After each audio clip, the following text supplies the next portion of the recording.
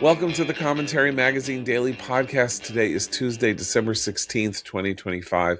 I am John Podhoretz, the editor of Commentary Magazine. Please let me take a moment to ask you here at the time of giving at the end of the year to consider donating to Commentary Inc., the 501c3 nonprofit that produces this podcast, publishes Commentary Magazine, and puts out our website. We exist, we prosper, we thrive, we go from strength to strength, owing to the support of people like you, our listeners, our readers, the people who believe in our mission and believe in the importance of the ideas that we try to generate and analyze, and the bad ideas that we seek to extirpate from public life. And if you believe our mission is important, if you believe that listening to this podcast is valuable, please go to commentary.org/donate and give generously. Your donation is fully tax deductible. And if you do that, you'll be able to continue hearing me and my colleagues here, executive editor Abe Greenwald. Hi, Abe. Hi, John. Senior editor Seth Mandel. Hi, Seth. Hi, John. Social commentary columnist Christine Rosen. Hi, Christine. Hi, John. And we will be joined shortly by commentary contributing editor Eli Lake, author of the lead article in the January 2026 issue of Commentary, now available at commentary.org. His article is called The Palestine Firsters and was written, edited, and put through the process of publication considerably before the events of the last couple of days. And by the last couple of days, I mean not only Bondi Beach, but an event that happened last night on a New York City subway when some enthusiastic members of the Chabad organization who were singing Hanukkah songs were set upon and attacked by others in a subway car. As it happens, a couple of hours before this took place, I was on the Upper East Side of New York on Lexington Avenue at 82nd Street in front of a kosher pizza place, and there was a Chabad truck. It was like a pickup, basically, and three guys were standing on the truck outside the pizza place with a lit up menorah, three of them bitter cold, dancing together, singing Ma'otzur, one of the Hanukkah songs, or the leading Hanukkah song. Very spirited, full of good spirits. And my wife and I and our friends that we were with said, you see, here they are refusing to give in to grief and to continue to show the flag here in New York City. And I said, well, let's see where this goes in 2 weeks when Zohran Mamdani is sworn into office. And then I wake up this morning to see the news of an attack on Chabadniks on a subway car for doing exactly what they were doing there on Lexington Avenue at 7:45 or 8:30 at night last night. So I don't know. That's the world that we are in. One other detail before we go on. Just want to read from the New York Post, just to give you a sense of how awful things are going to be. Not that I think people listening here would understand that we would think that the Zohran Mamdani mayoralty is going to be awful, but Isabel Vincent and Craig McCarthy in the New York Post. Exclusive: Zohran Mamdani eyeing lawyer who defended al-Qaeda terrorist for top city hall job. That is, his name is Ramzi Qassem, also a law professor at CUNY and a member of Mamdani's transition team for legal affairs, is the top candidate for chief counsel, the most important advisory role in the mayor's office. Not only did he defend Mahmoud Khalil, this notorious case of the guy that Marco Rubio announced needed to be thrown out of the United States for national security reasons, and who has been released by court, but he defended Ahmed al-Darbi, al-Qaeda member who was convicted in 2017 of bombing the French oil tanker, the Limburg, off the coast of Yemen in 2002. A great long history, including the fact that when he was a student, he's a Syrian born. When he was a student at Columbia in 1999, he wrote an op-ed for the Columbia Spectator objecting to the idea that a sandwich made with pita bread and Israeli salad was called an Israeli sandwich. Literally, he objected to this cultural appropriation of a sandwich. So I have one observation, by the way, on this, which real quick, which is just because I'm in Israel, my Twitter, when I open up my Twitter on my laptop, it gives me what's trending in Israel as opposed to, what's trending in the United States. And I even took a screenshot of it this morning, but I logged on and it said trending in Israel. And then it said New York in Hebrew letters. And it reminded me of this ongoing conversation that we have on the podcast about how Israelis are worried about Americans despite October 7th happening there and the war happening there and Israel being in the longest war of its existence. There is this running thing of Israelis being like, are you guys okay over there in the United States? And that was like a pretty good example of it, that, this attack on the subway was the top thing trending in Israel, at least on my feed. Right. Let me just read the letter written by the guy who was going to be the number 2 advisor to Zoran Mamdani from the Columbia Spectator of March 30th, 1999. To the editor, we are writing to voice the concern of the Muslim and Arab communities of Columbia University over the recent introduction of the Israeli wrap as part of Wien Hall's Wrappers Stand assortment. It is difficult to express what many of us feel when we see the foods that are familiar to us, our parents and our ancestors, labeled as Israeli. Tabbouleh and tahini are hardly Israeli foods. If that were the case, they would be no older than 50 years, and we can assure you that our grandmothers and their mothers before them have been preparing them for far longer than that. The words tabbouleh and tahini are Arabic words, and the foods they denote have been part of our heritage for centuries. But one might as well label Chopin as California music simply because it is performed in San Francisco. We ask Columbia Dining Services to adopt the appellation Middle Eastern wrap as a sensible compromise that is far more inclusive and truthful than Israeli wrap. Ramzi Kassem, CC99, and Diana Bushi, BC00. And Dining Services has since changed the name of the wrap to the Middle Eastern wrap, says the editor's note. So our friend Noah Rothman wrote a book called The Rise of the New Puritans. There's a whole chapter about this idea of food appropriation. A lot of it, though he's a lot of it is this game that Israelis can't claim tahina, which is a sesame paste.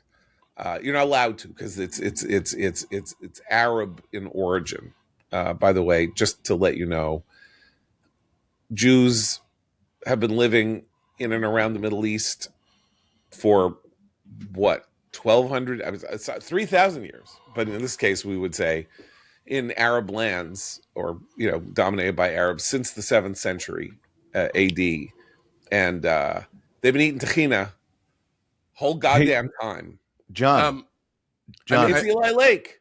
Hi, Eli. Eli Lake, contributing editor. Welcome. Okay. Yes, Abe. I just want to point out, we ran an article in 2020, August 2020, titled "Who's Afraid of Israeli Food" by Gilead Ini, that goes into all of this. It's a long-running campaign to try to de-Israelize Israeli food.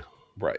Anyway, I'm surprised this rap battle, pardon my pun, has not freed Palestine. Anyway, way to go, guys. You know what? And Eli, we do have you here, of course, to talk about your piece, The Palestine Firsters. Eerily time, unfortunately, given the news of the last 24 to 48 hours.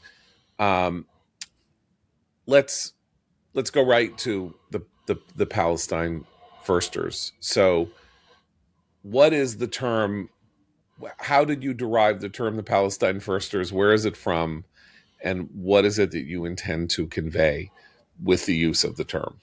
It came from, it's an inversion of a slur, which is Israel Firsters, which was coined by Pat Buchanan in 1990 in his deceptive attack on the first Gulf War, which liberated Kuwait from the clutches of Saddam Hussein. And if you go back to that, and this was what spurred Buckley to write his great essay and book on anti-Semitism, I might add, after corresponding with his good friend Norman Podhoretz, which was a great moment in many ways for the right.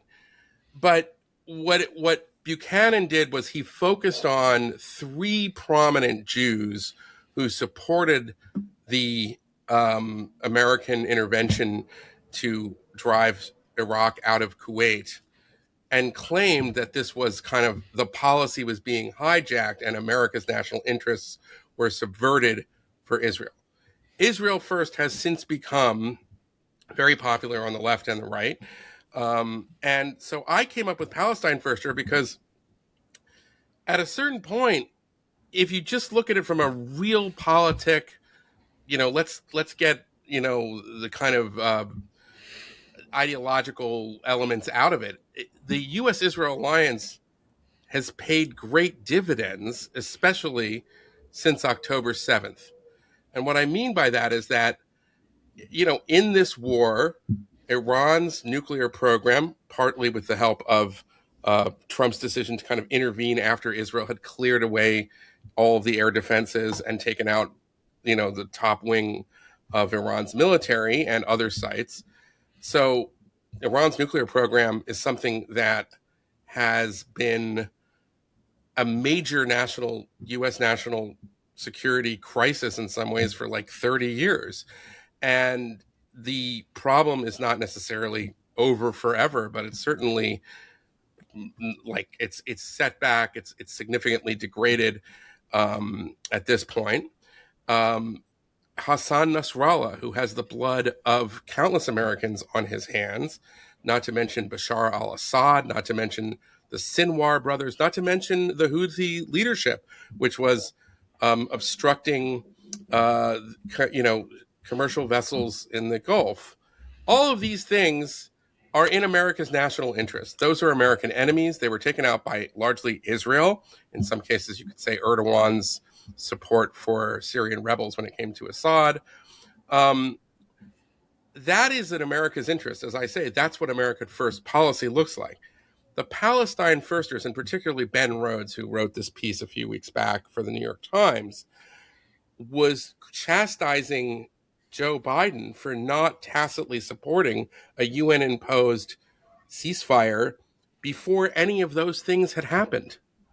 So it begs the question, how are you understanding America's interest, Ben Rhodes, or for that matter, Tucker Carlson, who has just been absolutely deranged of late, calling Benjamin Netanyahu an enemy of Western civilization?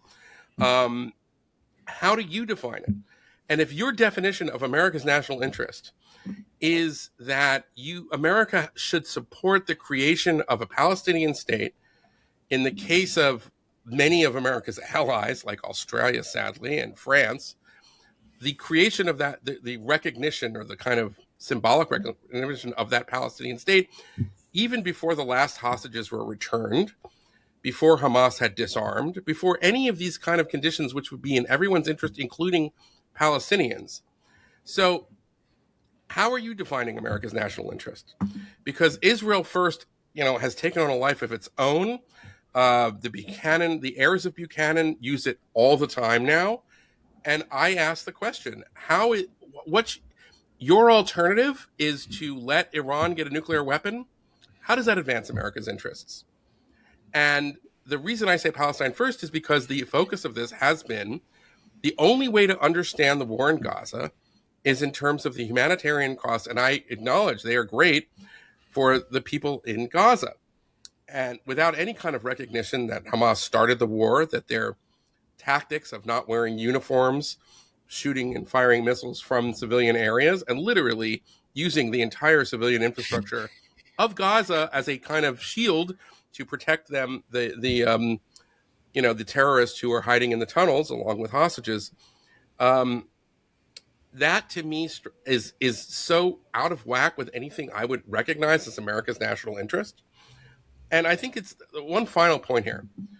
30 years ago, 20 years ago even, there was a kind of realist argument for supporting a two-state solution or the formation of a Palestinian state or America distancing itself from Israel. It's an old argument that goes back to Secretary of State Marshall, which is there are far more Arabs than there are Jews in the Middle East, and we are not served by supporting a smaller state with less people over the wishes of a far, the ethnic majority of the Middle East. So that made sense for decades. But what we've seen since the first Trump administration and the Abraham Accords is that now the heart of the Arab world, including, I think, hopefully we'll see the Saudis in a few years now, maybe, but the Arab regimes are now wanting to normalize relations with Israel before there is a Palestinian state. So it makes even less sense. Like, give me the American hard-boiled national interest. And if the only answer is too many civilians have died, to which I say, okay, well, if that's now how you understand all of our alliances, then I have a whole bunch of other things. So that's what I was really going for. That's why I call it the Palestine Firsters. One of the great things about the piece is, which I guess I'd sort of forgotten it, but I was glad to revisit it. Not glad, but happy to see you revisit it, was this intellectual history of how we got to the place we're in now. And you cite, writers like John Mearsheimer and others who published these books some decades ago, arguing about the Israel lobby and their very particular bent, which is, as you say, another thing that's been resurrected in recent years, unfortunately. But you have a great reminder there about how the dog whistles on the Democratic Party side about foreign policy have been going on for a while as well. And you note that in 2022, before he was running for president, Barack Obama engaged in this sort of thing as well, when he gave speeches and talked 2002. about 2002, sorry, about Richard Perle and Paul Wolfowitz. That he deliberately chose people who were undersecretaries at the Pentagon. Yeah. Not Dick Cheney, not Rumsfeld. He chose to mention the two Jewish people there, and that was a deliberate choice, and that was a signal to a certain part of the party that we now know obviously is no longer being subtle about its understanding of neoconservatism and foreign policy. By the way, the weird thing about it is that Wolfowitz himself, and this is like a little bit of deep this is a deep cut. Wolfowitz delivers in 2003. He's one of the people pushing in the administration for the Bush policy for the pathway to a two-state solution. He delivers a speech at a Jewish rally at the mall in Washington where he says Palestinians are people too. He's still very much in the Oslo.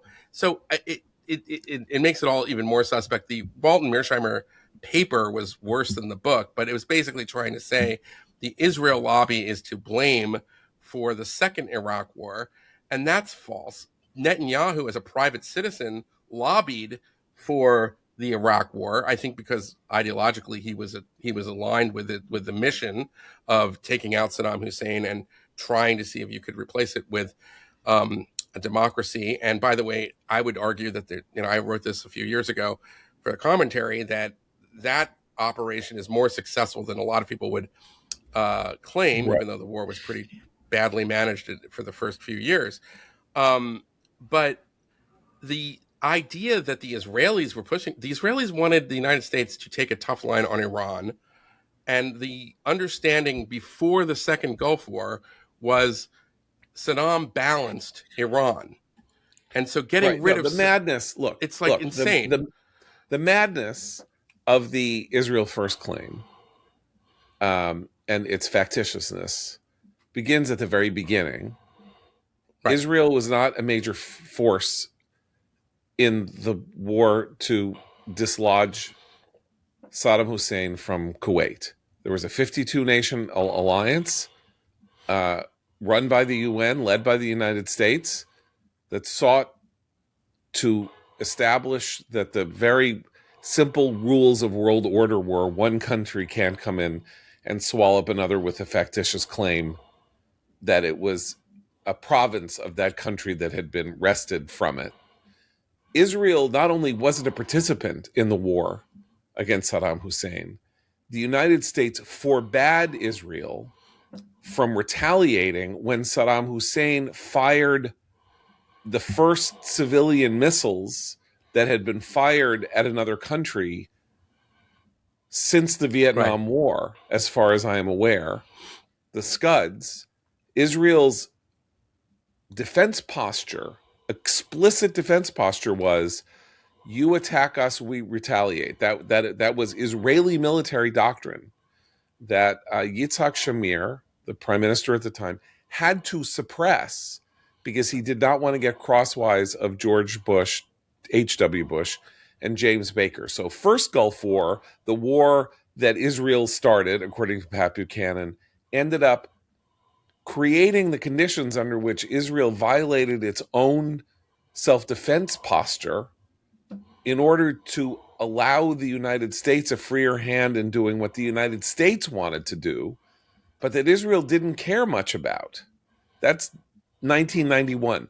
2003, I was in Israel. Nobody wanted the Iraq War. Except for Bibi. I talked to... What? Bibi wanted it. He didn't want it. He was playing some game. He was out of power. Right, and he testified Ariel before Sharon Congress. was the prime minister. Yeah. No one in power in Israel, not the Mossad, not the Shin Bet, not the prime minister, not the defense minister, not the foreign minister, and not the entire Israeli intelligentsia were like, what are you going to war with Iraq for? They're not the bad guys. Iran's the bad guy. Iran is even worse on terrorism than Iraq. You're aiming at the wrong target. That was the Israeli position. Right. And then you got this same thing, which is that we got lied into war to help Israel, according to Walt and Mearsheimer. It was the Israeli lobby's game. So not only is the Israel first argument unfair because America was pursuing its own national interests, it was a lie from the outset that these policies that were either not supported by Israel or were outright threatening to Israel's own national security, as was the case with the demand that they not retaliate against Iraq's direct attack on them, that somehow this was all being done secretly to help the Jewish state. That is madness. And what are the intellectual roots of that for Buchanan? Because he's old enough, and he also wrote a book about World War II.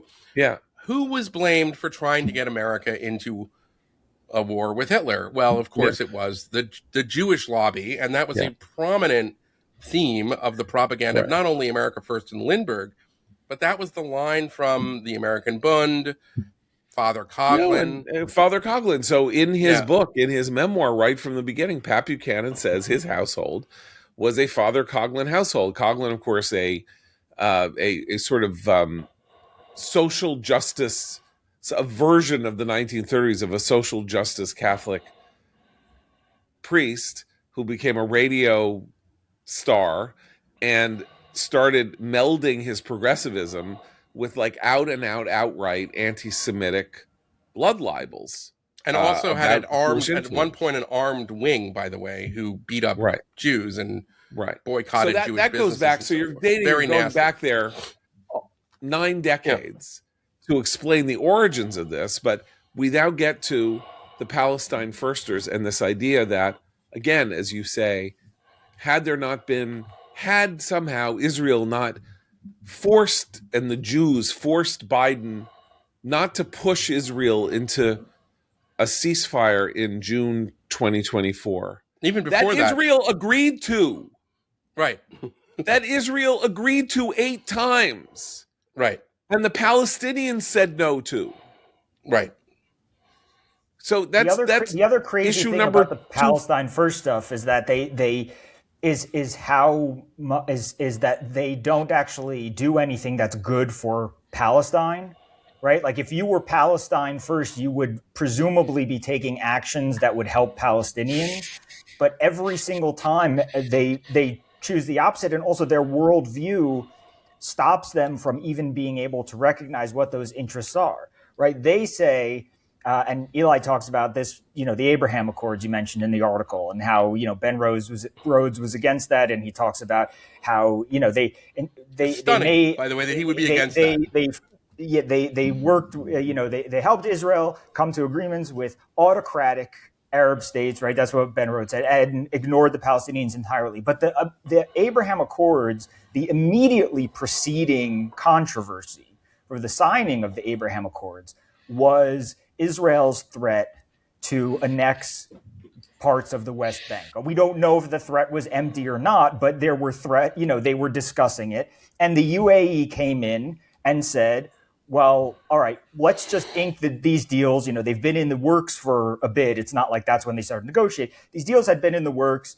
It made no sense to delay it. And the UAE saw an opportunity to get something for the Palestinians out of it. So the Abraham Accords, the very first thing the Abraham Accords did was stop the annexation of West Bank territory, or stop even the discussion of it in Israel, in the Israeli government. So that was the first thing. The Abraham Accords started with a gesture at the Palestinians, didn't ignore them. The other stuff is that they're all this protesting over ceasefires and stuff has all really been about keeping Hamas in power. And every time there's a ceasefire, Hamas goes around torturing and executing Palestinian civilians and rivals in broad daylight. Nobody stops them and nobody says anything. Even the statements that come from Britain or France or wherever, they're always these sort of general statements. There shouldn't be any violence and everybody should be safe and blah, blah, blah. There's no hey, how are we going to stop Hamas from cannibalizing the entire Gaza Strip? And so Ben Rhodes has no answer to that, and all these Palestine Firsters have no answer to that. And we've seen time and again the stories that keep confirming that they were on the road to adding Saudi Arabia to the Abraham Accords world. They had these negotiations between the U.S., the Saudis, and the Israelis, and they were actually getting somewhere. And then Hamas launches October 7th to blow it up. So on the one hand, you've got the president of the United States trying to ink a deal that would at least make Israel promise to take moves toward a Palestinian state. And Hamas blows that up, and they take Hamas's side. Well, that's one of the ironies, and you point this out in the piece. It's sort of an aside, but it really struck me, is that for people like Ben Rhodes and the Palestinian Firsters, their entire worldview has to require absolute passivity on the part of the Palestinian people, but overlooking the agency of Hamas. As Seth says, they blow things up and it's as if, what can we do here? This also has to be Israel's fault. They invited this attack, but their mindset towards the Palestinian people who they claim to care about is actually quite colonialist. It's very old school, these passive people who have no choice to make in their future and who we just have to treat like helpless children. I found that really notable in terms of how you... Yeah, there's another historical echo, which is that after the Nebi Musa riots of 1920, the British mandate appoints the leader of those riots, Haj Amin al-Husseini, as the leader of the Palestinians. Haj Amin al-Husseini, by the way, we know him as the Grand Mufti. You may know him as the Grand Mufti. The Grand Mufti of Jerusalem. Yeah. AKA the Mufti. Well known for his enthusiasm for Adolf Hitler and the Nazis. But he's the originator of all of what we still hear. He is the guy who starts what I would call the 100-year Intifada. He described the flood of Al-Aqsa way before Hamas named its 2023 pogrom Al-Aqsa flood. So all of his framing of this and his refusal to accept any kind of partition, he killed his rival Palestinian clan leaders in 1936, 1937, he had them assassinated, that we're thinking about trying to share the land. So all of this kind of maximalism goes back a long way, and it is a product of colonialism. Ironically, you are correct, Christine, that the Palestine Firsters do not realize that they are engaging in this kind of, well, I guess you could say the soft bigotry of low expectations in this respect. Right. So Anyway, I think I'm not sure that they don't. Abe, go ahead. I'm not sure that they don't realize. I mean, I think the point is that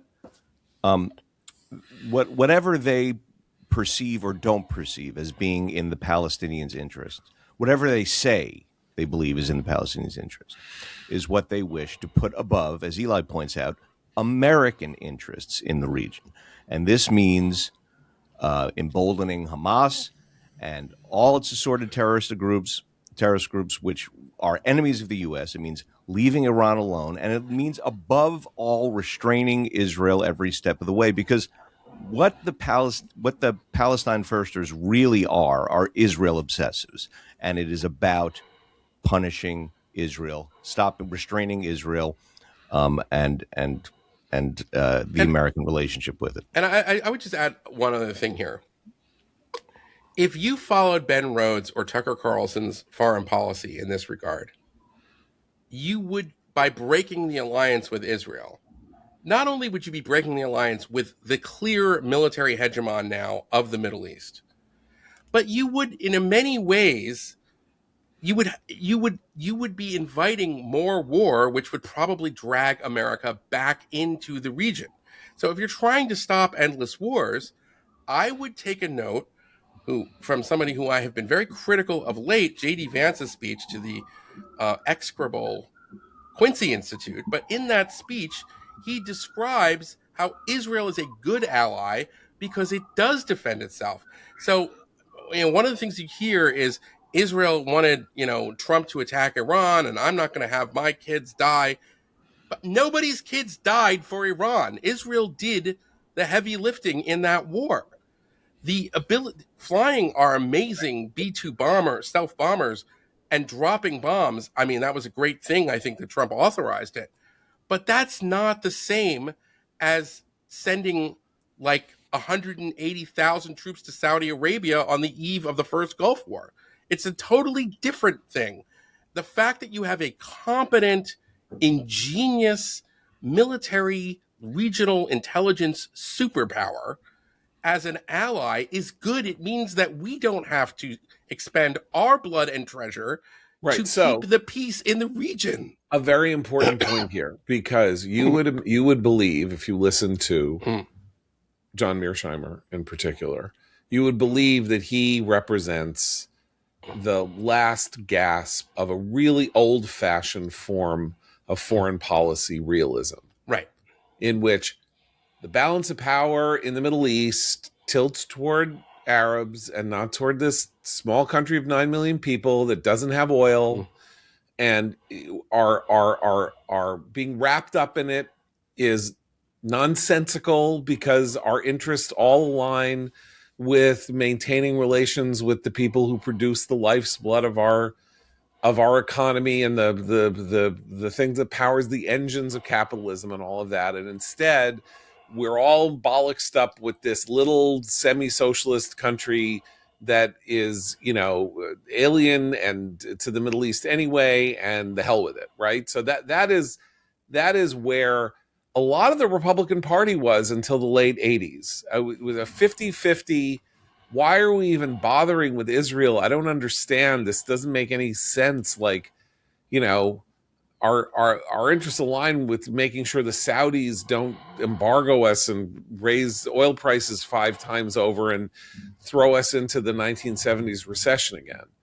Now, as Eli points out, a realist framework says Israel has proved itself capable of, without American action, regime change, the destruction of aggressive weapons that can cross thousands of miles with a potential nuclear tip on them,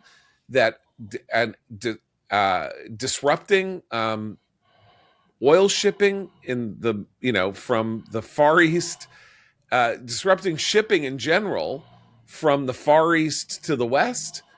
And there is Israel fighting the war. And that is our national interest in 2025.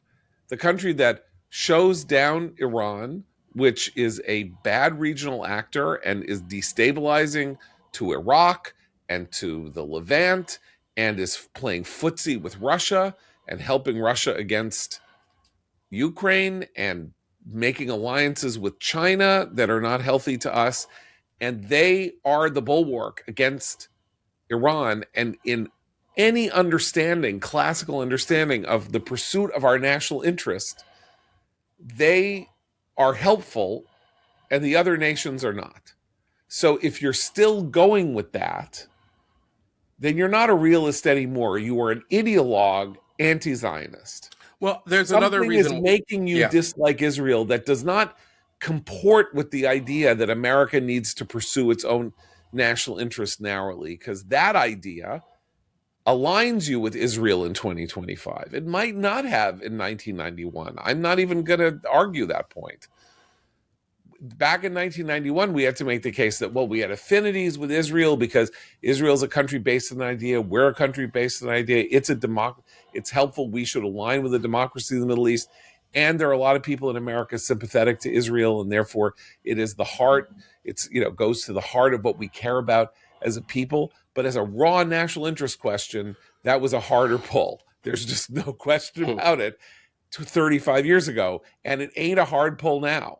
It's the opposite of a hard and they're pull. still taking people. Israel is ticking people off America's most wanted list to this day. Right. Every so often, somebody connected to Hezbollah who has the blood of Americans on his hand, literally on the most wanted list, and Israel takes them out. So they're still like taking out. They're the ones carrying out revenge or whatever you want to call it. But the consequences for attacking America are carried out by Israel. How could you ask for a better friend that you don't even have to send your own goons to take, to do an eye for an eye? Israel will just go ahead, and take those guys out and clear out your FBI most wanted list. How could there be a better deal than that? Well, I want to return for just a second to Mearsheimer, because it's worse than he's not even being a good realist. Mearsheimer now says, and he said this recently on an interview, he said it a couple times, that October 7th is almost a false flag for him, because he says that Israel killed the majority of people on that day with the intention of starting a war. That is now bleeding into not just like really toxic conspiracy theory, but that really is a kind of awful blood libel. And what's different between Mearsheimer and Candace Owens has more viewers, is that Mearsheimer is still credentialed. He is still affiliated with the University of Chicago. He's providing intellectual infrastructure to the Candace Owens of the world, actually. Right. And that is dangerous. And that really is, in my view, unforgivable. And the fact that I would love to kind of get him in a public session and confront him with that. I mean, this is, by the way, the same person who assured people after the first Russian invasion and annexation of Crimea that Putin had no designs on the rest of Ukraine. At what point do we kind of take away this man approaching his 80th birthday, his kind of academic credentials, and to say, you have become a kind of a crazy crank in your attic. Like, you are somebody who has sort of, I don't know, you should, I think he's forfeited his academic credentials by endorsing this kind of stuff. But I think, I would call his approach to Russia a blind spot, but it has absolutely obliterated his ability to claim, as he has in the past, that he's a realist. Oh, yeah. He completely has forgiven and overlooked Russia's actions in describing the war in Ukraine. And I do think it's connected to what you said earlier, which is that Russia and Iran and a little bit China are forming a kind of alliance that should worry every single American, and that Ben Rhodes, however foolish he is in many regards, should recognize as an alliance that poses a threat. And that Israel, as you said, is the bulwark against that threat. Yeah. I mean, in the Middle East, at least. And Ukraine is the bulwark in Europe. So I just think Mearsheimer is now he hasn't even gone as far as his co-author Stephen Walt. I don't think Stephen Walt would say something Mearsheimer, like that. When I was in college, I went to the University of Chicago. Mearsheimer was not yet a professor at Chicago. I ran a magazine at Chicago, and we published an article called "The Nuclear Proliferators." And it was the first time I had heard of Mearsheimer. A graduate student named Ben Frankel wrote this piece, and it was about how there was this crew of people in the world in political science, forward-thinking, tough-minded people who believed that the secret to world peace was to have as much nuclear proliferation as possible. That the policy of the United States and the Soviet Union, by the way, which was that no country other than the ones that had them at that point should ever get a nuclear weapon, which has been the policy of the planet really since then, right? I mean, the last two entrants into the nuclear club were Israel and South Africa. And Israel's entry into the nuclear club was so controversial that Israel has never formally acknowledged. Reportedly, right, has never officially acknowledged that it is a nuclear power. Allegedly. Mearsheimer was the leading figure in this idea. So if you think that that was close to 50 years ago. So if you think that he wasn't always a crank, he was always a crank. His entry into the serious world of political analysis was the idea that the healthiest form of mutual assured destruction would be to allow countries all over the place to get nuclear weapons to protect themselves from other countries with nuclear weapons. And had such an idea come to fruition, that nuclear bombs would have been flying between Iraq and Iran in 1987, and between, I don't know, who even knows? Taiwan and China. Even China is a nuclear power. Taiwan isn't, but let's say Taiwan gets a nuclear weapon. Or, we see all of this stuff.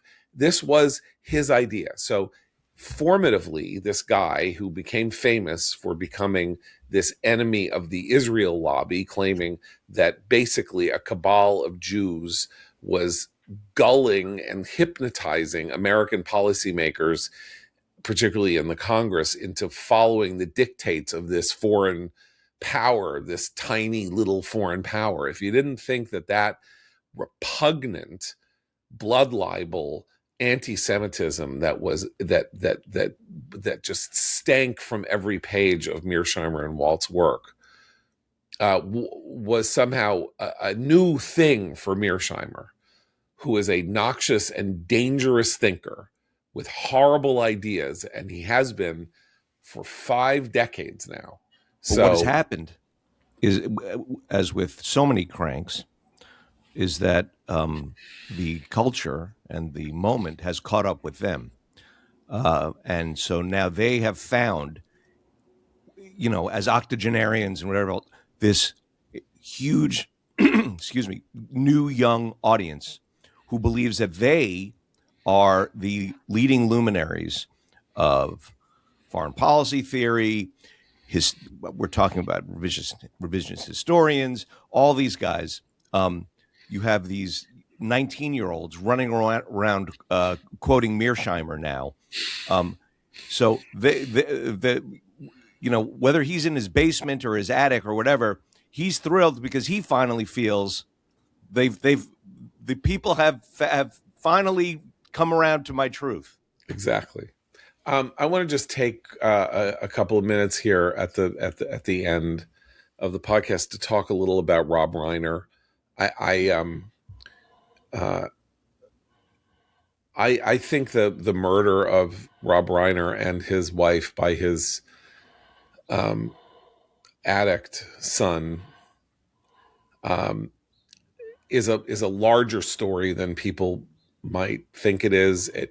Ordinarily, people are sort of treating this as though, it's time to pay tribute to the wonderful work that Rob Reiner has done. And he indeed did do absolutely wonderful work, and had a period between 1984 and 1994 with a series of films in various genres that have that have almost no equal. A great romantic comedy, a great courtroom drama, a great psychological horror thriller, a great teen romance, a Spinal great Tap. fairy tale, a great mockumentary.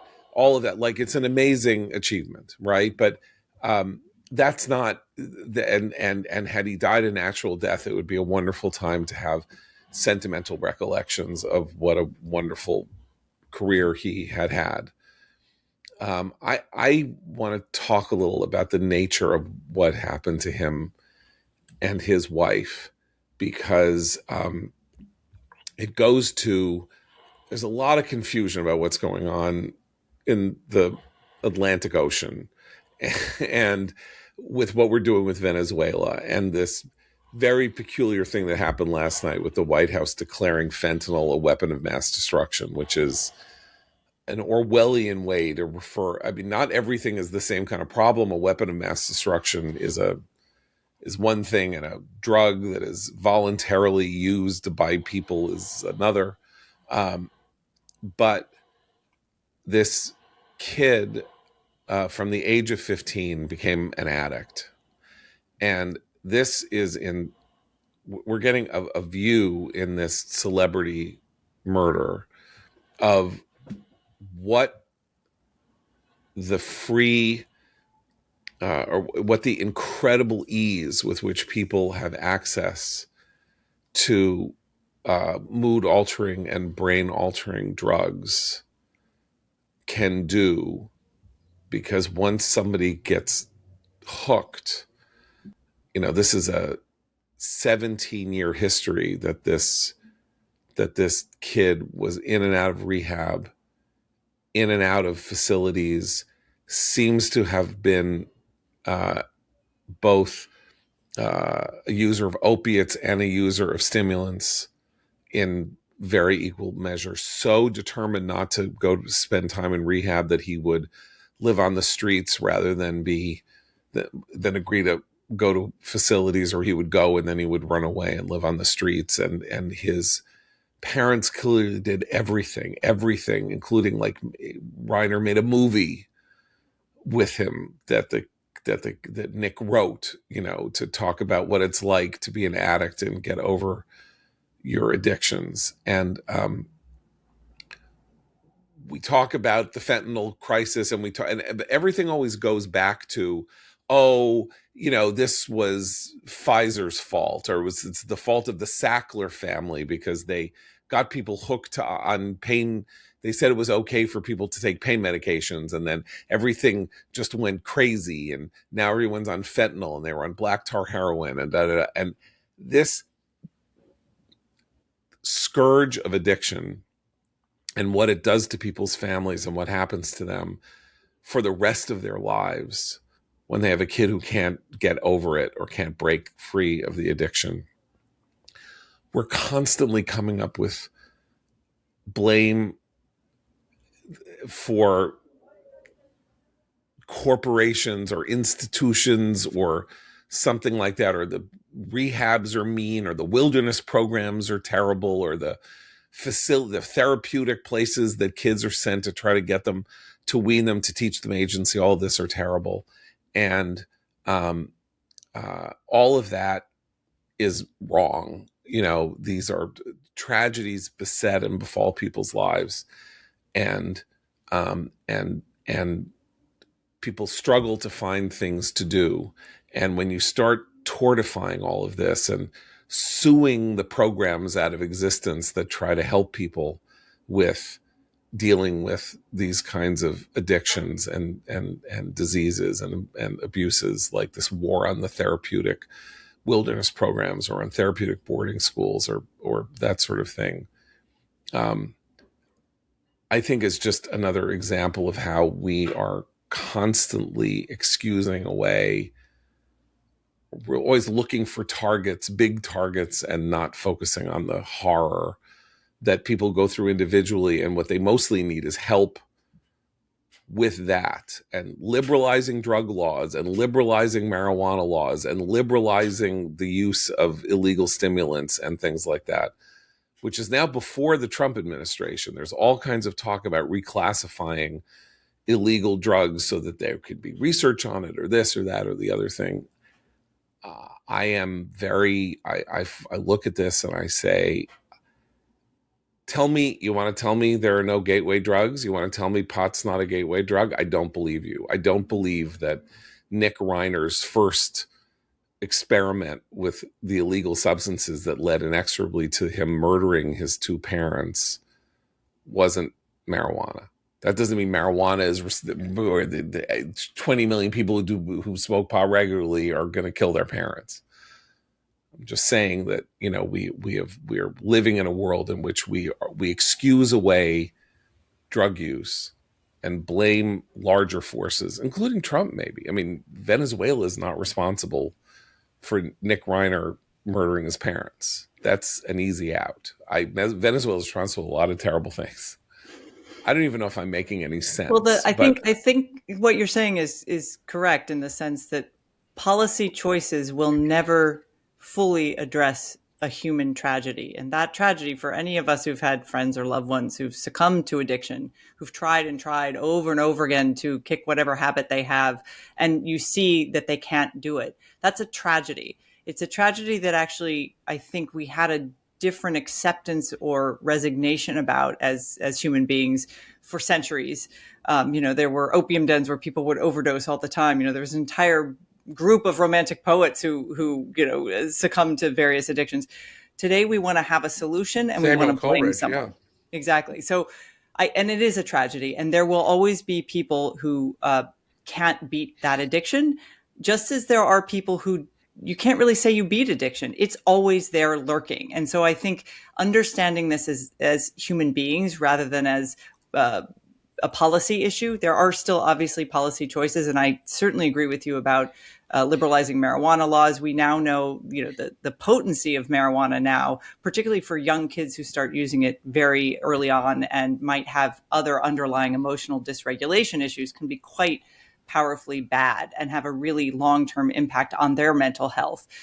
Those things should always be taken under consideration. But you're right that the tragedy of this family, and not just the death of the parents, parricide is incredibly rare. It's very rare for children to murder their parents. But the ripple, the downstream effects for everyone else in that family, the sister, the other brother, the extended family, I mean, it is just a deeply human tragedy. And I think one takeaway is that it doesn't matter how much privilege or celebrity or money you enjoy. This kind of thing will always still find certain people. And I think that all we can do is have sympathy for his suffering and but obviously for the extended family suffering.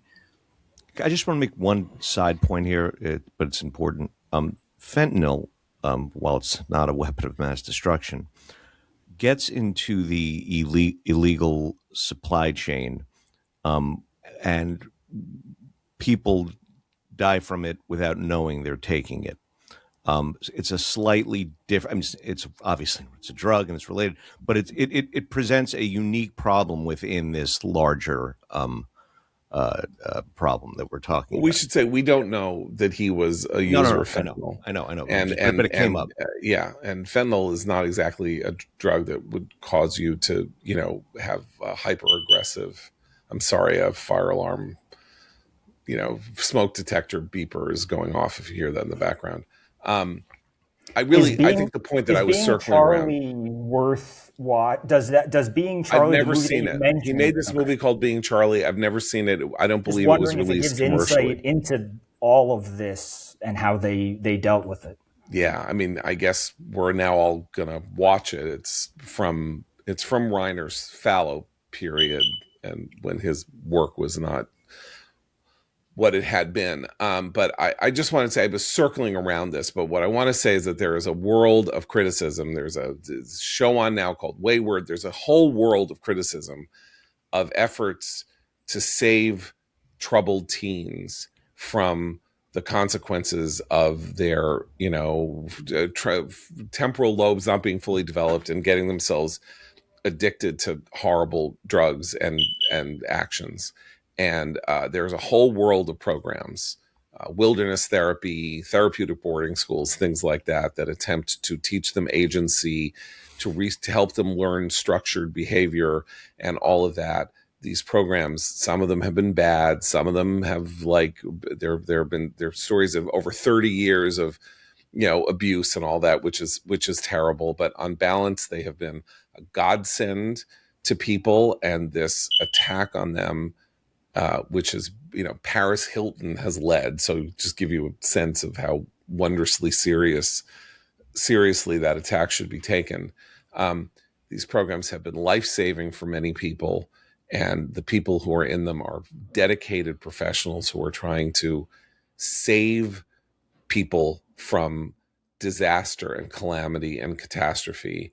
And our response is to sue the Sacklers for OxyContin and to shut down the programs that actually are working to save people from the consequences of illicit drug use, at times when their brains are plastic enough, maybe, to recover from and get over and develop new behaviors.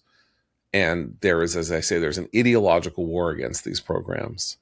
And you can see, even though they're not all successful, and I assume that Nick Reiner went through a couple of them, so you can see that they didn't work for him, but they've worked for so many people I know. And they are not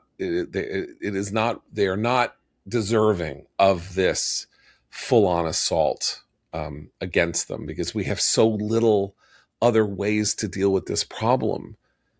People do seem to weary of addiction. Addicts do seem to get over addiction because they can't stand being addicts anymore.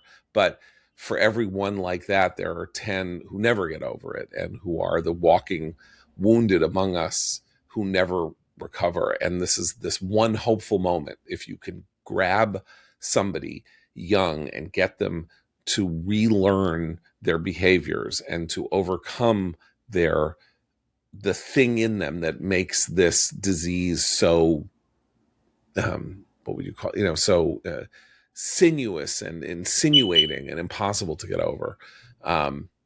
That's a great thing. And I just think it's heartbreaking that it's under so much assault. So I think we'll leave it there. Palestine Firsters by Eli Lake, January 2026 issue of Commentary, which also features Christine Rosen's hilarious piece, largely focusing on, huge, like supernova star of Democratic loudmouthery and liberal vileness, Jennifer Welch. It's a little mean. I'll warn you. It's a little mean, but it was fun to write. Not as mean as what I just said. But anyway, subject. It is a hilarious piece. It's called the Middle-Aged Mean Girls Who've Had It, I think. Anyway, also in the January 2026 issue of Commentary, available for you at commentary.org. We'll be back tomorrow. Thank you, Eli Lake. And for Seth, Christine, and Abe, I'm John Podhoretz. Keep the candle burning.